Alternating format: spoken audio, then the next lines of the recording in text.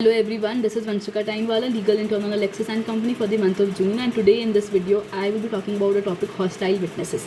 So I will be talking about the basic concept of hostile witnesses, where it is mentioned in the Indian Evidence Act and the critical analysis of the same. So one of the major roles played in the Indian Evidence Act is of the witnesses. So witness is a person who provides for the evidence or testifies himself before the court. So chapter 9 and 10 of basically the Indian Evidence Act 1872, it provides the witnesses of examination and of examination of witnesses respectively. So it consists of 49 sections, which coming on from section 118 to 166. So there have been various cases where the witnesses are harassed, bribed, threatened and abducted to do away with. So the witnesses therefore becomes very vulnerable and they turn hostile at the trial of the case. Provided the importance of witness, any law addressing the problem of hostile witness is a welcome law. So, Chapter 9 under the Indian Evidence Act deals with witnesses. So, both the persons shall be eligible to testify unless the court determines that they are unable to understand questions due to their tender years, like such as they are minors or very infant, like from 5 to 12 years, severe old age, disability, whether physical or mental, or some other similar cause. So, there is no use of the word hostility or any definition of the word hostility. So these terms are taken from the British legal system, wherein when a prosecution witness is called to provide testimony in a criminal trial, he appears in the court but he does not affirm his prior evidence or statement that was registered or obtained by the investigating agency. He is referred to as an adversarial witness or as an hostile witness, wherein he changes his prior statement in his former statement.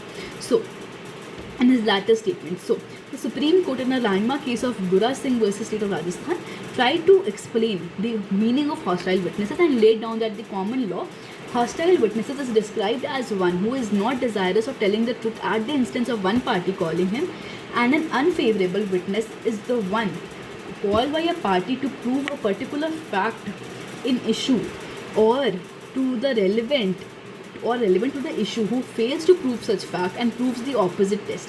So the reasons why the witnesses turns hostile. First is the absence of witness protection.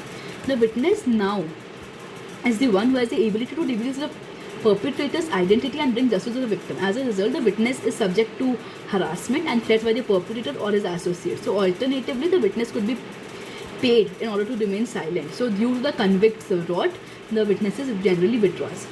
The second is the absence of the adequate facilities in the court. So the roles played by the witnesses are unparalleled, despite in the fact that the witnesses are made to suffer in the process before the court because of the basic lack of the basic facilities in the court. So the 14th Law Commission report highlighted that in several states witnesses are made to wait under the trees in the court campuses or in the verandas of the court campuses. So they are not protected from the vagaries of the weather. So even the sheds of the courts are dilapidated. So the next point is the delay in the court proceedings.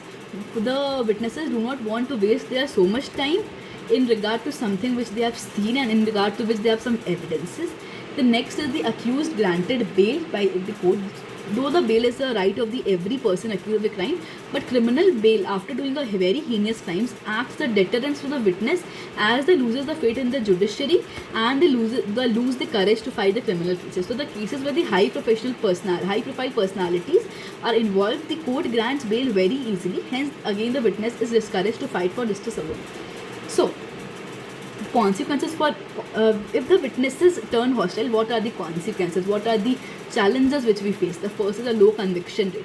Due to the witnesses turning hostile, the accused generally, the criminal generally, they are swayed away from their crime.